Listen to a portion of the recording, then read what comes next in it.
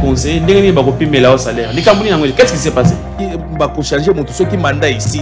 Et puis mon ko changer mon toi les peuple congolais. Ceux qui a épousé mandat na Emi Balé, ndenge constitution et lobby. Peuple congolais ndenge akoluka acha mutu mususu. Pourquoi un joueur congolais doit avoir une prime plus qu'un militaire? Tout à fait. Pourquoi vous le faites? Ningi sabiloko aïe aïe aïe aïe. Aïe aïe aïe aïe. Pourquoi un joueur doit être un millionnaire? Il doit avoir beaucoup d'argent plus qu'un militaire qui se bat au front. Aïe, aïe. Il faut faire quoi au front si vous ne leur donnez rien? Même le nom de Bougoumès, c'est un interroger même tes enfants à la maison. Tout le monde Congo Bougoumès, ça n'a rien commis. Bah, ébiété. Bah, ébiété.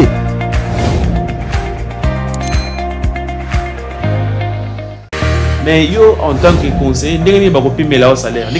Qu'est-ce qui s'est passé? Ba ko changer mon ceux qui mandat ici. Et puis mon ko changer mon toi les peuple congolais. Ceux qui a épousé mandat na Emi Balé, ndenge constitution et lobby. Peuple congolais ndenge akoluka acha mutu mususu. Pourquoi un joueur congolais doit avoir une prime plus? Encore une fois de plus, tant qu'on présentait Bino Bolimbi Simakasi pour ce grand retard, le rendez-vous national, Mbote. Partout dans le monde, est-ce que vous en avez quatre depuis qui sangani boma singa mwambe na manie makuna ba kambelembele baza kolanda biso mbote na ba nyonso baza na kati ya kolanda biso na Équateur Mambenga na Chikapa na Kamonya na fin fond kuna na Ilebo baza na kati ya kolanda biso na Lubumbashi surtout équipe kolanda biso makasi na aéroport ya Luano na pesi bino ba salutation ebele boko milenge le Japon na retour ya Jacques Abula Katwe. Mote na bino bakala mingi te biso pe sakola to kita na terrain pona ko ba boni kotala lolenge kani Lubumbashi engumba ya kimia yezana kati ya Kotambola. Voilà, plaisir ezali makasi. Na ngambo na ngai ici 150 José Mboulai ya kozala en direct na bino boko mona sujet na biso ndenge komami wana. Désordre na ministère ya transport. Désordre ezali ya kosagana te na ministère ya transport ngai lelo émission Nabiso les gars Mikolo on a reçu des appels. En dehors il y a des appels, on a reçu aussi des éléments mususu.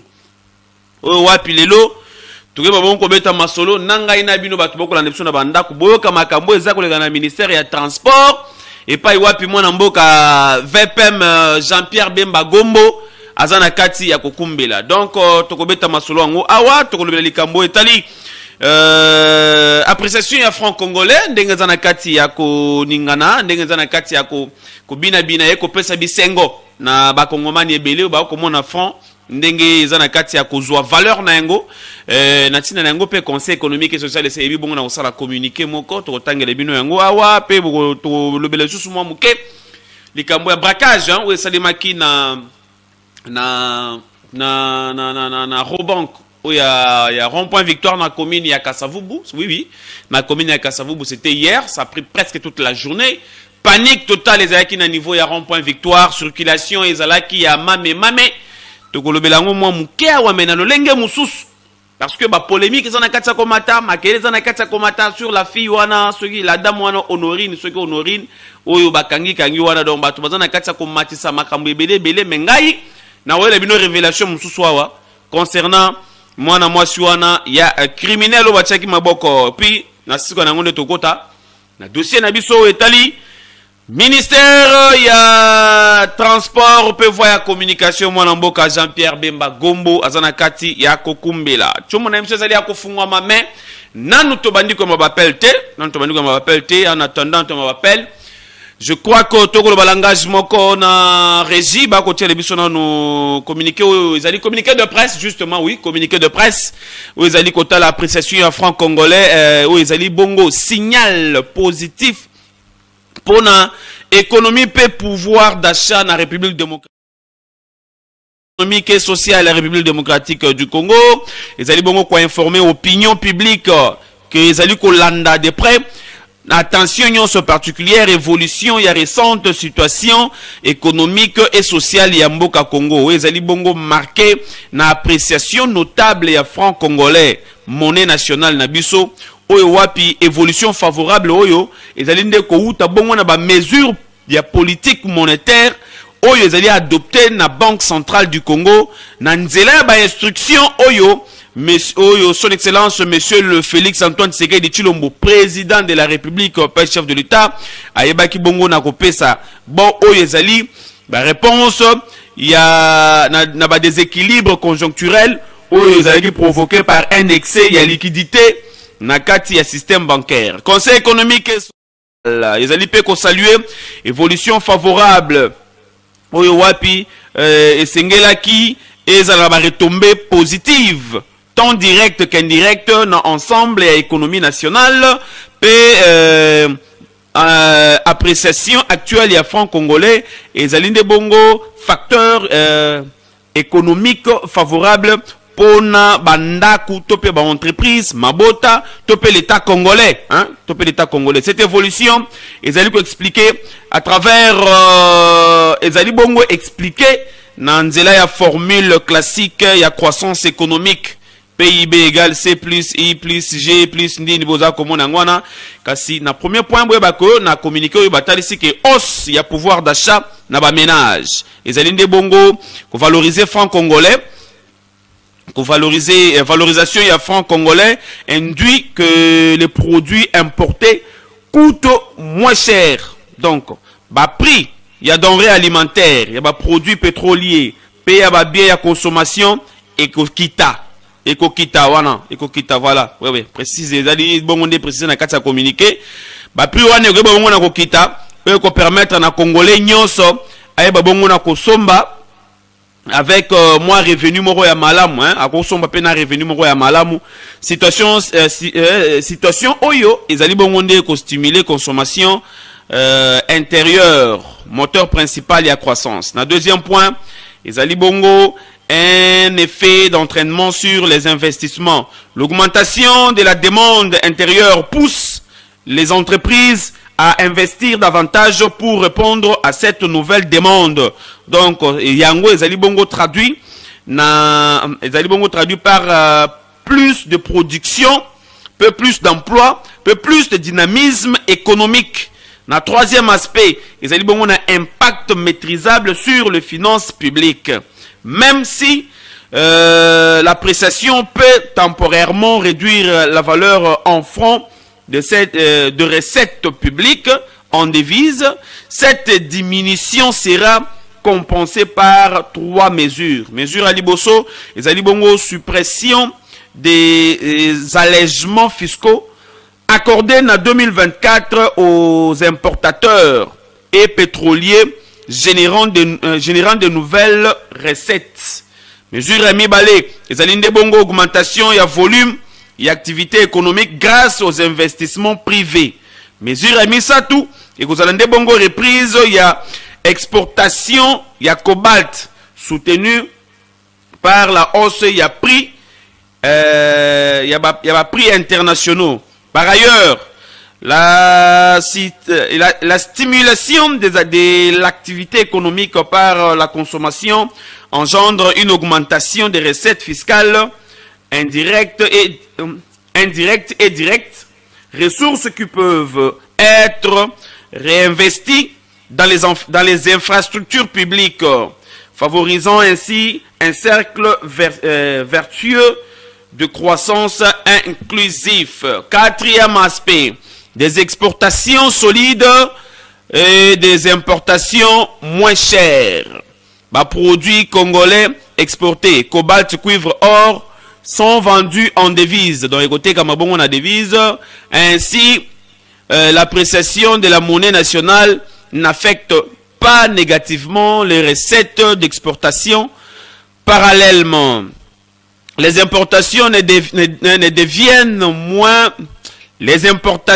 deviennent moins coûteuses. Excusez-nous, les importations deviennent moins coûteuses, notamment pour le produit des bases comme le produit de base comme le riz, le blé, le maïs, topé, pétrole. En conclusion, Bandeko Conseil économique et social bataille ici que l'appréciation en franc congolais, ils allaient augmenter pouvoir d'achat. Il y a pas congolais, ils allaient stimuler investissement, paix, emploi, ils allaient renforcer stabilité économique.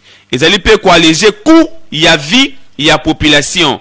Conseil économique et social, ils allaient encourager ensemble les acteurs économiques pe sociaux bakokana ko accompagner dynamique positive na ba action concrète na faveur ya production locale na stabilité macroéconomique pour na bongo koyeba bongo ko accompagner croissance inclusive. Document ezali bongo communiqué ya Conseil économique et social signé mokolo le 15 octobre 2025 na Jean-Pierre Kouakana Kimayala Oyo azali président ya Conseil économique et social. Voilà, merci beaucoup. Kuna na rezi tant to ko le bakamba Conseil économique et social boyo ba ko plénière oyo kotaki mokolo ya mardi oui, mardi plénière mo kotaki kuna ba lobela ki makambo ebele na annonça ki bino ngo na émission à mercredi mais tout on a régi kuna to la rapporteur ya bureau ya Conseil économique et social mon mboka le conseiller René Ngongo wapi azali ko expliquer na mukuse na lingala ba point o ezalaki bongo traité na kati ya plénière ya mokolo ya mercredi ya mokolo mardi bongo to ya kozonga awa to bongo continuer émission na biso esakola ya mokolo malelo lelo ezalaki oyo tobenga na lopoto redevabilité oyebi que tozalaka na 2 sessions par chaque année.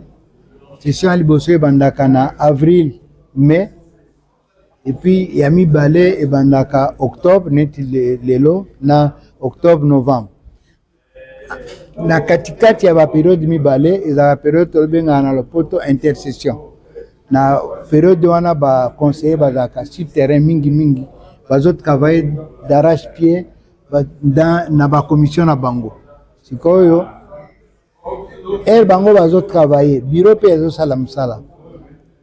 Alors na règlement na biso ya conseil économique même na loi organique o créé conseil esengi na bureau ya commission et pe sa rapport nini le kaki pendant 4 boula mine sans mine wana ya intercession yango lelo président a rendre compte la gestion na ye na ba voler ba activité oh période de boye na kenda ki place boye to sala ki boye par rapport à mbongo to za ki mbo misolo boye to utiliser yango boye a présenter rapport wana assemblée bolanda ki ndenge plénière à l'élo, va valider rapport wana, va faire quelques observations, sinon na beaucoup ces rapports les cas qui kitoko, va se peli na rapport wana et ezaka activité à liboso to salaka na ebandeli à chaque session.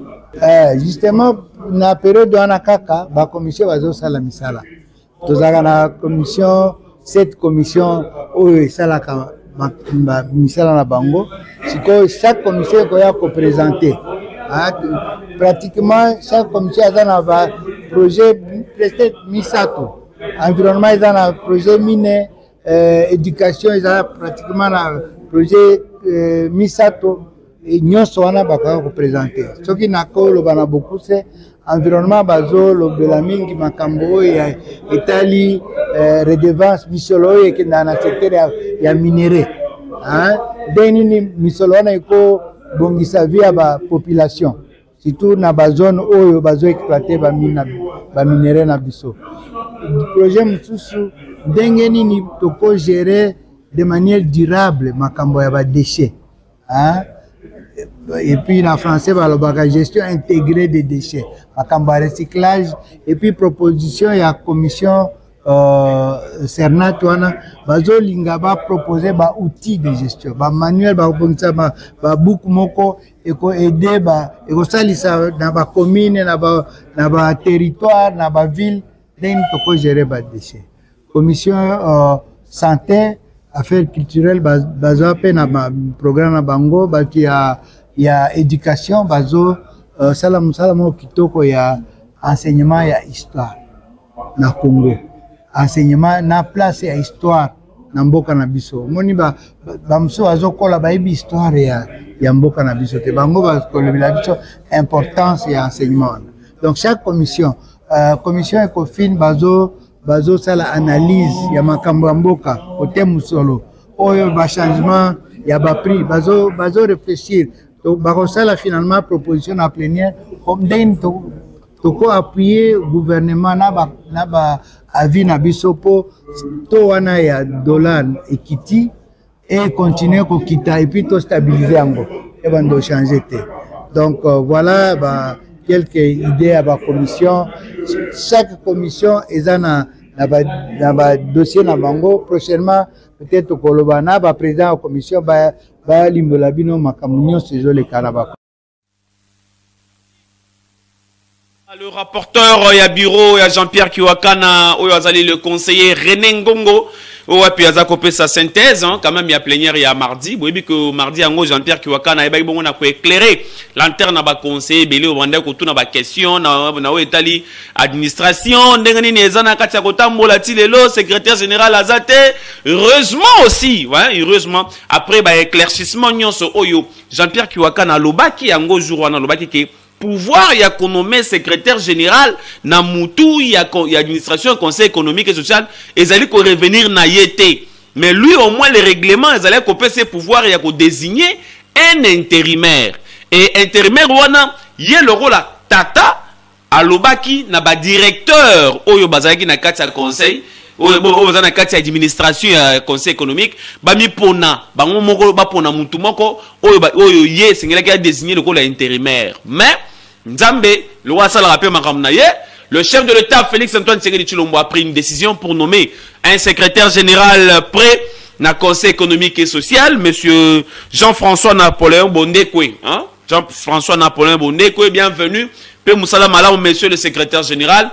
Namutu, il y a administration, il y a Conseil économique et social. Nous espérons maintenant que cette fois-ci, Marambozo Pena à lire Moussoussou, Conseil économique, bateau, Bandeko, Luka Kosala, Makamba mayuya ya koyiba ko doubler ba matricule ko doubler ba combo pour être bazora bambongo awa siko CG Jean-François Napoléon à Koti donc avec leadership éclairé il y a Jean-Pierre Pepe Kiwakana hein Jean-Pierre Kiwakana Kimayala ndento mesala robengae le patriarche le sage de la République Moussale Otambola ndenge longo bani kuna na conseil économique et social voilà. Crochet mouké avant de te na sujet na biso conclave na ebisa kibino marambo yo ele kana na Nairobi to talela to kozimele mais biso to tikala ekenge biso génération consciente oyo boy ko teka milimo to tikala ekenge parce que oyo bolobi na ba caméra eza bolobaki sans libanda ba caméra te hein toza na vigilance ya kosakana biso ba génération consciente toza na bino na ekenge tolandela moko na moko ya batu to bakendaki na conclave toko banda kolandela bino nyonso moko totala comportement na bino lengeni boko banda ko réagir parce qu'on ne comprend pas conclave wane go ko taka po ba réclamer que non il faut que na dialogue mais na format oyo et c'est na missioni na catholique bazana kati ya kosenga. Qu'est-ce qui est caché derrière le dialogue wana ya batu ya mission na batu ya catholique? Format wana pona nini bino nyonso boko jembelaka na format wana pona nini? Na paraphraser ata prince Epenge wa lobaki ke opposition ba bengela rango mutu réunion te ke o yaka réunion opposition te. Quand on est opposant on est opposant. Wana bokenda ki réunion ya opposition to bokenda kondima appel à Joseph Kabila. Biso génération consciente, génération boy ko teka milimo. Tokolandela bino penza ndenge longo bani. Et puis tokolandela pona koyeba nini eza caché derrière dialogue oyo na format ya catholique na missioni. Hein? Nini kaka boko mema batu nyonso mo imposer bango dialogue wana ya catholique na missioni. Nini eza ko bomba manasima. Congo ezali mboka na biso to défendre ngo kino na suka. Et mutu nyonso oyo akoya na likanisi ya mabe pona ko trahir Congo biso esakola to croiser to kuta biso na nzela naye akuta biso na nzela naye ngalo ba biso na mboka moko ngaza na mboka moko Congo c'est l'héritage na otikela bana na ngai Congo toko wapona Congo même bino bato boko diriger na ba institution ba pesio ministère ba pesio pouvoir songolo pakala pour diriger au kanisi comme ya famille na yo au kanisi comme ya yo moko te biso toko tikelo tante toko tikelo tante biso musana biso ya ngwana braquage salemaki na Robank il y a rond-point Victoire précisément dans la commune il y a Kasavubu et ça les maquis journée à lobby presque zaki journée moko paralysée circulation ezalaki penza te na niveau ya rond-point Victoire mais ça c'est beta maki lelo comme le rôle la challenge batu ba ko imiter ba policier ndenge ba banda ko ramper na mabele batu ba komisi yango isika ko salela ba buzz na ba TikTok mais ngai na oki mutema passe papa tshela ngai longi ya mwana mwasi ndenge na ko loba boyo tshela ngai longi na ye tshela ngai de longi ya mwana mwasi wana po nazana mutema passe mwana mwasi oyo bakangi oyo boza komona oyo alobi avandaka na Allemagne oyo azana forfait na ye ya liboso te na Kisasa awa aza criminel oyo asala déjà ba crime ebele na Kisasa awa l'état na biso esi ekanga mwana mwasi oyo bokomona oyo bakanga ye déjà na ba crime kaka ya kobrake oyo bakanga déjà mwana mwasi oyo c'est ici nakoka mutema pasi nakopesa nakopesa nani major Mboso raison major Mboso mwana Mboso oyo makambo lobaki awa makambo lobaki ki azote ko démissionner dans la police parce que à sentir niveau de complicité est élevé criminel oyo mwasi oyo bokomona oyo bakangaka déjà na dossier moko babomaka ndeko moko bo jeune moko bo Léonard Mbouya je pense Kambiste bon babetaka masasi côté ya mopanzi prison makala kuna papa tshela photo ya mwana mobali wana tshela photo wana ya mwana mobali boza komona oyo akufa na âge soki ya entre 36 ans ou bien 38 ans comme ça babeta masasi elenge bokomona oyo famille na eti lelo boye batikala atika mwasi na bana misatu bana mike ya basi ba jeune fille misatu ekiri oyo ebetaka elenge masasi après avoir kobotola mbongo nenyo salaka nango eza ekiri ya mwana mwasi oyo o bakangi lobi wana bakangaka ekiri na bango bakomi na parquet bakimela na niveau ya parquet lelo tokolela boye Léonard akenda famille ya Léonard ezanga soutien na kolobela bango mais lelo bakokanga mwana mwasi oyo tokomona batu mususu bakoluka babima bako défendre bako traiter bongo te bako sala bongo te mais écoutez chers frères mwana mwasi oyo na ekiri na ye bakanga bango pona ndenge babomaka ndeko oyo ndeko nani Léonard Mbouya bakanga mwana mwasi oyo na ekiri na ye bakima na niveau ya parquet bakima ndenge nini nani akimisa bango.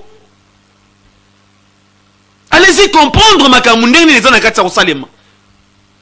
Vous pensez que famille Mbouya oyo akufa tango bamoni ke mwana mwasi oyo bakange lisusu matangela moki lisusu na ndako na bango. Parce que jeune oyo tika bana mike. S'il vous plaît chère autorité. Qu'est-ce qui se passe? Qu'est-ce qui ne va pas? Comment batomboki oyo ba criminel oyo mineno bokanga ba onka ka babimaka bakimaka. Bokanga ba onka babimaka bakimaka bazonga ngara ba même crime. Qu'est-ce qui se cache derrière ça? Qu'est-ce qui se cache derrière ça? Et vous voyez maintenant hier c'était toute la journée oyo ba sacrifier qui bazala qui bloqué na kacha ba bureau circulation ezala qui donc bato bateka na Victoire lobi toute la journée bateka kité. Bateka kité. Ah aussi ko bokangi lisusu mwana mwasi oyo na bato bokanga ke na bango. Pardon. Oya oyo susu asa zonga na Allemagne kala. Dossier bakaba bati lelo. Bakenda wat. Kaba. Bon continuer au salam rambo salana. Boye ba bo futa un jour hein. Un jour bo futa yango. Un jour bo futa. Papa longola longo wana ngai zo pesa ngakanda. Longola longo ya mwana mwasi wana zo pesa ngakanda. Zo pesa ngakanda. Bakanga kanga ye mbala bakanga kanga ye bakimaka. Nani akimisaka ye? Mutu akimisaka ye wana boko luka ete? Mutsa ko nyoko la bato. To aga mitema passe. Mboko zambo wala biso nyonso. Voilà, to continue na sujet na biso mokolo lelo, il y a encore des choses dans le ministère des Transports à engayer. Parce qu'on a une minute boni. Il y a des choses dans le ministère des Transports, peut voir la communication. Dossier, il y a délivrance, il y a permis. Na ebisa kibino ngo na émission utaki koleka ke makambo ezana kati ya koleka na ministère des Transports ezali makambo ya kondimate ya ko supporter te atamuke. comment ba kolongola bazan ya l'état bato l'état engagé pendant plusieurs années à futaka bango mbongo baza kolongola bango na musala ba kotinda bango congé technique pour bazala remplacer na batu ya agence moroboye agence ya un Libanais. Quel déséquilibre! Maman bon on s'en va dans le roi Congo. Bon niveau là. Et qu'on s'en va dans le roi Congo. Téléphone est besoin de fumwa ba. Téléphone est besoin de fumwa bi. Pourquoi ben on peut si lecture na yo peut si point de vue na. Nous sommes en direct. Maman bon on s'en va dans Congo. Oyo ba ko longola ba agent ya l'état, batini bango na congé technique. Mais bakamati agence moroboye ya un étranger. Pour bato na bango ba ko remplacer basé à l'état. Quand à Congo, qu'est-ce qui se passe à ministère du Transport? On a reçu plusieurs coups de fil, plusieurs appels. Il y a des agents au ministère du Transport. Au bas on me dit pourquoi. Mon nom Jean-Pierre Bemba Gombo, ça ne va pas, monsieur le VPM. Ça ne va pas dans le ministère du Transport. Agent basa qu'on a la maltraitance à niveau élevé. Qu'est-ce qui se passe? Maman Judith Souminois. Maman Judith Souminois, première dame. Maman Judith Souminois. Ça ne va pas dans le ministère du Transport. Ça ne va pas. Ndeko wa bengi biso. Ndeko mboto bengi biso comme on. Oh là. Si on bipe biso benga ou peut sa point de vue na ou peut sa lecture na nous sommes en direct. Nous sommes en direct benga peut sa lecture na ou peut sa point de vue na na bisika ko bipe. Ça va servir na eloko morote. Ndeko mboto bengi biso comme on.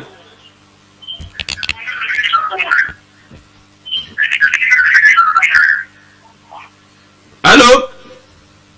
Voilà, nous sommes en direct. Rassure-toi que vous avez un message par rapport à ce qu'on est en train de traiter ici comme sujet topé matière. Maman Judith Souminois, il faut faire quelque chose dans le ministère du Transport, peut faire la communication, ça ne va pas. Le nouveau patron, il y a IGF.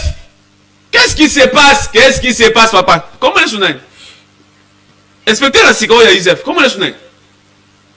Ah, tu peux réagir à l'ingéti ou bien tout ça le swing sambe nangai. Ah, IGF fait wapi, IGF fait wapi. Mais le ministère des Transports ça ne va pas. Nama notanga bino makamu. Pour les liboso baza na ministère des Transports baza ko la maltraitance na niveau ya kosakanate. Baza ko maltraiter bango kuna et comme le kola na et comme le kola armée. Allô, ndeko mboto bengi biswapi. L'analyse nous est bonne. En tout cas, les appareils qu'on a mis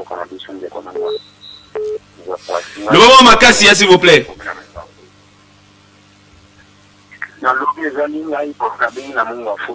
Oui, ndeko toza Rolanda. En tout cas, pas si qu'on a papa. Parce que là, c'est toujours mon ababemba, bango basika wana teyebite bakobomisa ta place ya makambo ya transport. Jusque là, si lelo bakokomisa ta eloko moko te bakipia ta transport babomisa ta nyonso oyo eza ya nini ya tozoyokana kaka tozoyeba te ntina nini bazotielaka bango na bisika wana tozoyeba te tosala nini okokenda bakoluna okokendaki na crime talnete mwana mwasi wana mbala na mbala ofika ta troisième fois na tali bakangaka ye babimisi ye bakangaka ye babimisi banani babimisaka ye loba yo moko papa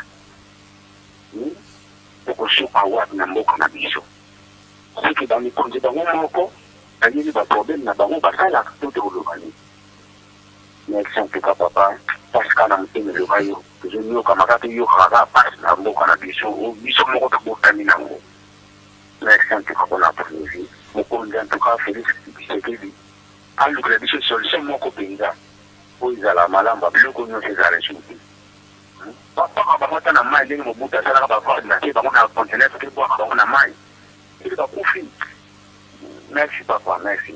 Merci beaucoup papa ndenge oza kolanda biso depuis Mongafula. Merci beaucoup pour la contribution na yo motema pasi likambo ya mwana wasi oyo ndenge tobanda koloba ngo awa depuis kala ndenge tobanda kolobela ngo awa bakangaka ye babimisaka ye makambo yango nde yango oyo Tu es ceux qui ignorent Mbosso azaka na raison de démissionner dans la police ou pas. Oh ba bloko aboyi. En tout cas tout le basousuni en tout cas. Tout le basousuni. Voilà. Maramba ministère ya transport auto ko lobela awa. Maramba ministère ya transport auto ko lobela awa. Baza ebele na ministère ya transport va mécaniser te. Baza mécaniser te. Le nouveau patron ya IGF, voilà. Christophe Bitassimwa. Papa Christophe Bitassimwa. IGF na ministère ya transport eko sala nini? Eko sala eloko malonga te. Ndeko mbote toko landa. Soko bengi biso pona ngambo ya ministère ya transport, otanga kombo na ote. Soko za agent ya ministère ya transport, otanga kombo na ote parce que j'ai des éléments des informations. Tozo landa papa. Ah, ndeko Kimi. Merci beaucoup. Merci beaucoup pour l'appel. Nous sommes en direct. Sur Bengi et Bako, nous allons en direct. Papa Christophe Bitassi, moi,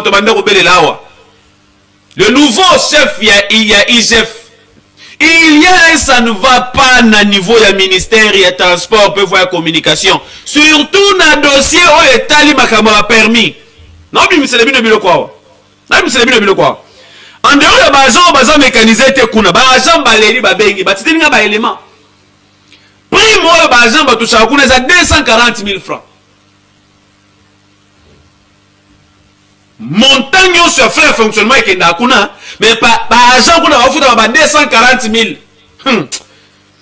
Et bien les mbongo yo ba somi ba permis, et bien les recettes yo ba mobiliser na vente ya permis. Les nobles qui nous na moi lelo, rétrocession atta dit frère rétrocession. Et zongeli ba agent à l'état yo ba sala ki musala wana te, ale ba kamati bango ba kangi bango liboke, congé technique. Et maman Jean-Pierre Bemba Gombo, VPM, Ngungyo Outu Wapi, monsieur le vice-premier ministre, ministre, ya transport. Mon amour Jean-Pierre Bemba. Cabinet na yo eza ko induire yo na rebelle. Cabinet na eza na kati ko poignarder politique. Il y a bien-être social, il y a ba Congolais, surtout il y a ba agent, il y a l'État. Oh, Félix Tshisekedi eza na kati ko prôner. Ça ne va pas, c'est pas comme ça qu'il faut traiter na ba agent à l'État. Ezali na mosolo sengeli ezonga na niveau ya secrétariat ya transport pour ba gens ba bénéficier nango ndeko mboto bengi biso wapi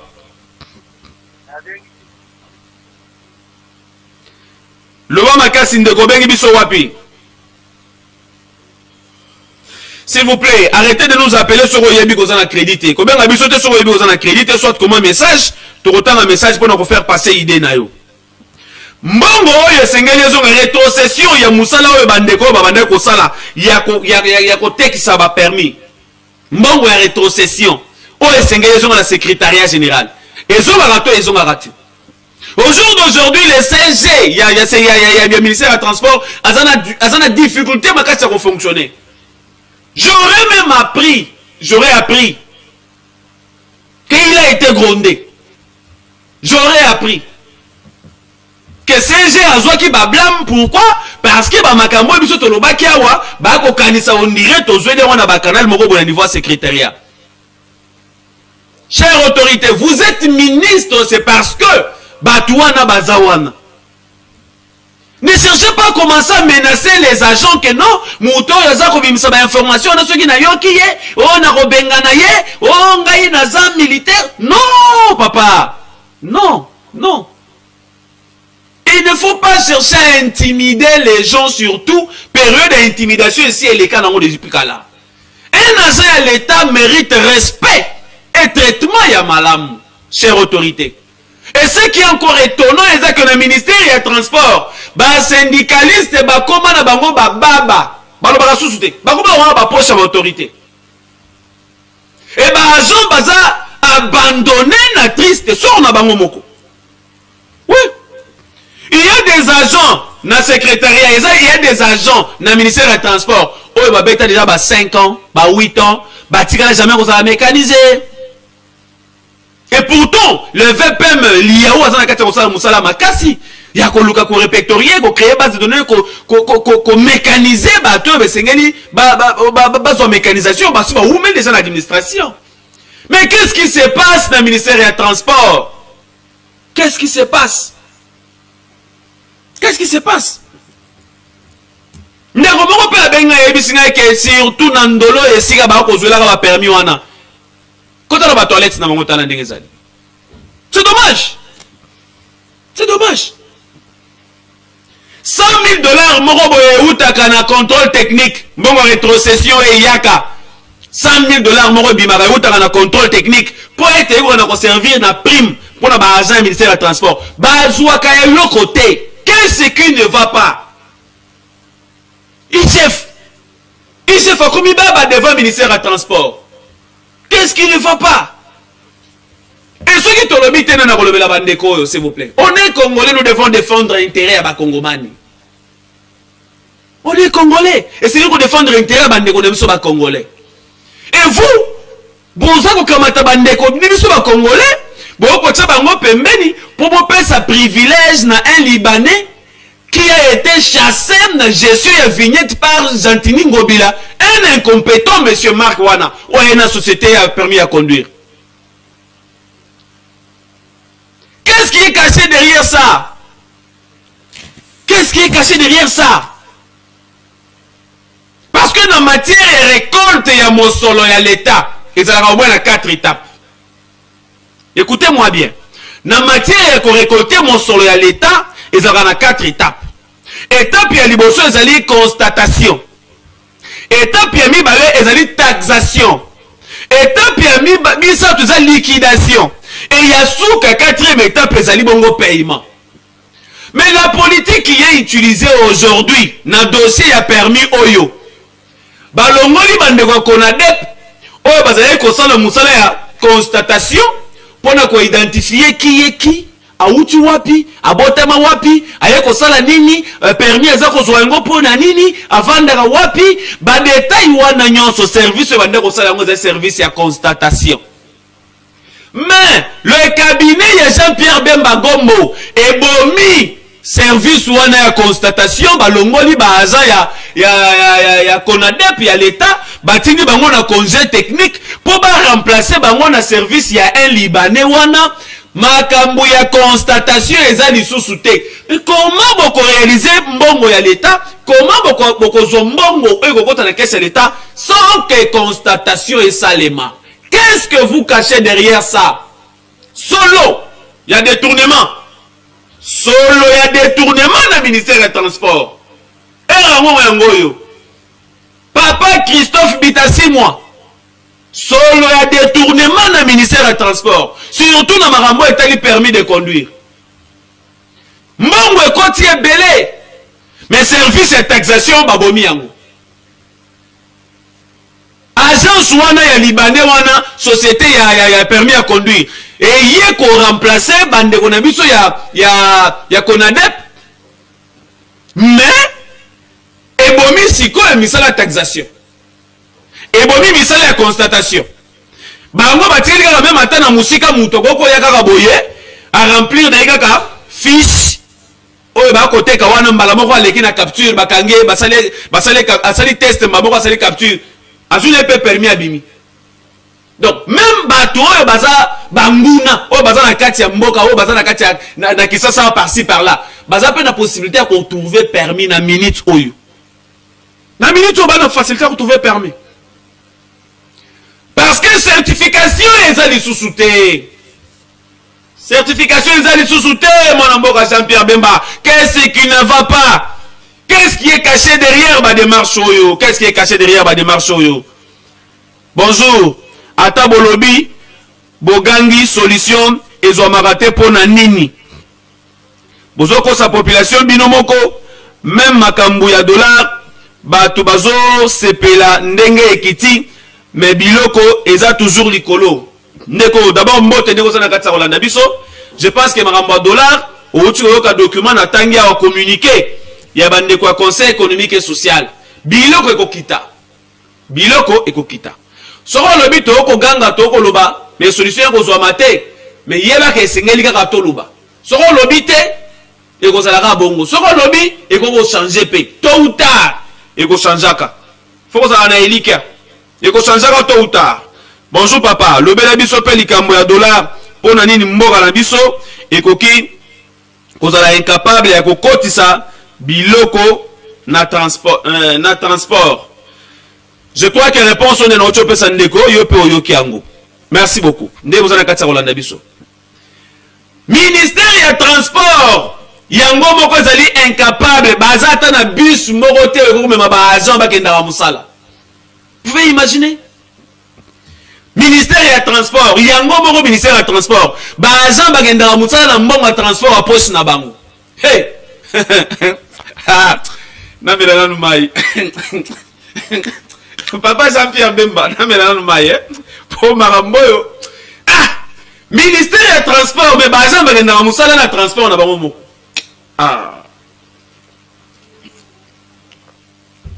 Marambo bosa la biso. Tu éviter. Tu éviter marambo bosa la biso ne bo kumbela biso na mboka oyo. Mais il faut un moment vous aurez peu courage à redémissionner hein. Oui. Maman Judith Tsuminois, qu'est-ce qui ne va pas? Le ministère des Transports, mais ça ne marche pas. Ça ne marche pas. Hein? Ça ne marche pas, surtout notre dossier, permis, ça ne marche pas. Première rétrocession, dans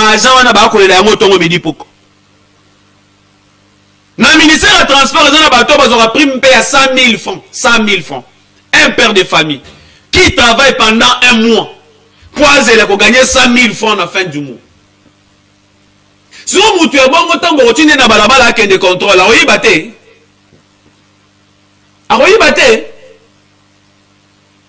quand vous payez à quelqu'un 100 000 francs, vous pouvez transporter, vous avez un charge de transporter, mais à 100 000 francs à la fin du mois. Aussi longtemps, le montant est miné, ou est fonctionnement, na ndenge toyokeli yango. Mbongo moko fonctionnement il y a dans le ministère wana. Na ndenge toyokeli yango. Il se peut qu'il y a 13 milliards de francs congolais. 13 milliards. Mais il y a un agent où il faut là 100 000 francs à fin du mois. Sans si y a humanisme, mais on a qu'à régner dans le ministère des Transports. On a une implication directe. Il y a chef et gouvernement.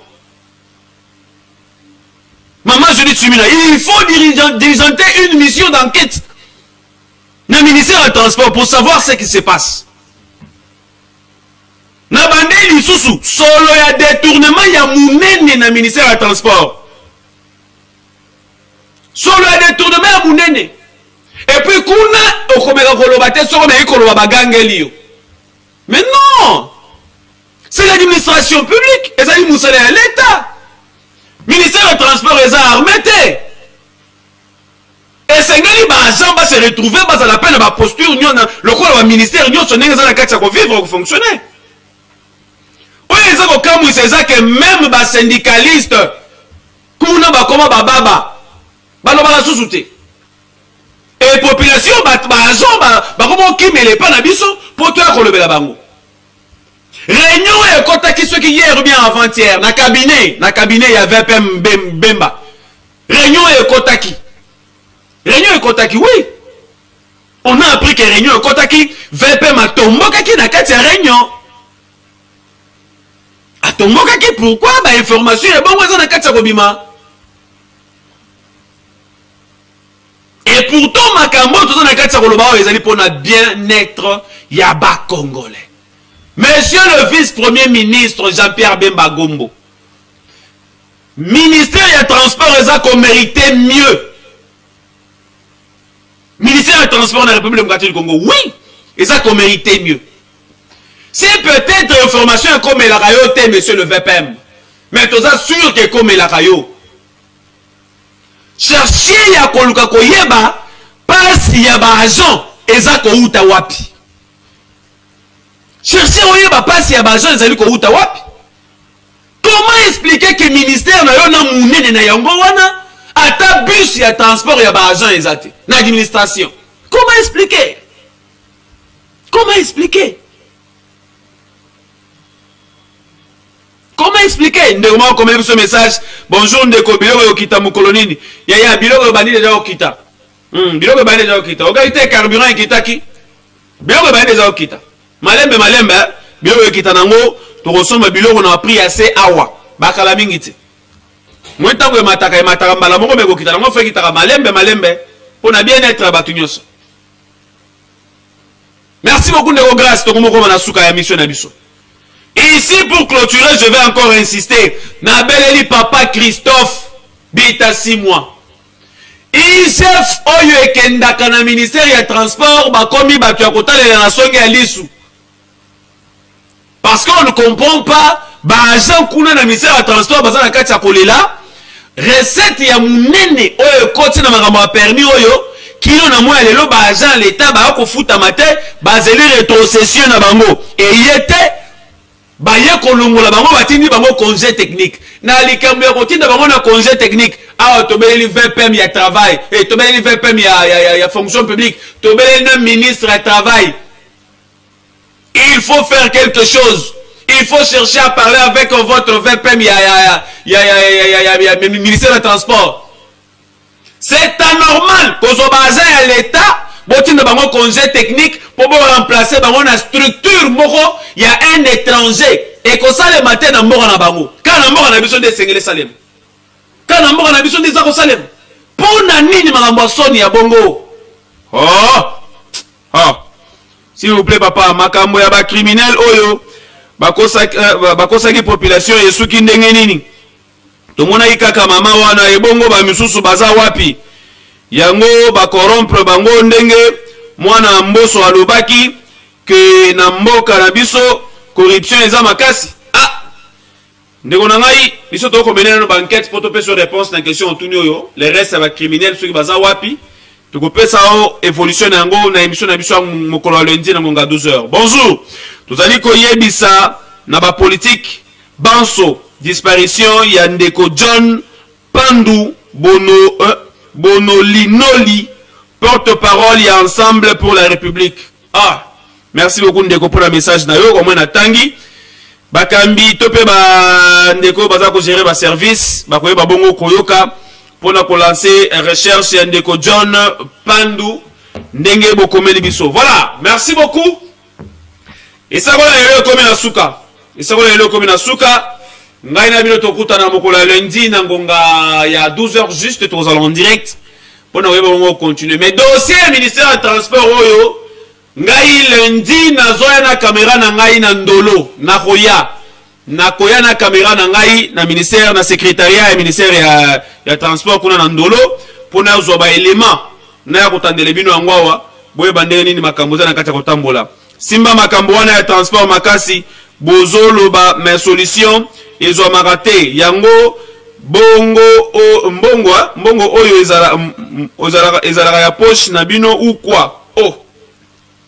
Merci quand même na ndengo la dibiso message ko melinga na comprendre mutu na makolo ngote to kuta na édition na biso ya makolo lundi na ngonga 12h. Merci na directeur général Pegin Tassa le Terminator, merci na le boss Junior Malaïsa, merci na directeur technique, j'ai bien dit le directeur technique José Baoto, mais le directeur général Pegin Tassa le Terminator. Voilà, ngana bino tokutani mokolo ya lundi. Ciao. Mais yo en tant que conseiller, salaire. Qu'est-ce qui s'est passé? Il va changer mon tout ce qui mandat ici. Et puis il changer mon toit les peuple congolais. Ce qui a épousé mandat na Emi Balé, n'est constitution et peuple congolais n'est à Koluka, acha mutu mususu. Pourquoi un joueur congolais doit avoir une prime plus qu'un militaire? Tout à fait. Pourquoi vous le faites? Aïe. Pourquoi un joueur doit être un millionnaire? Il doit avoir beaucoup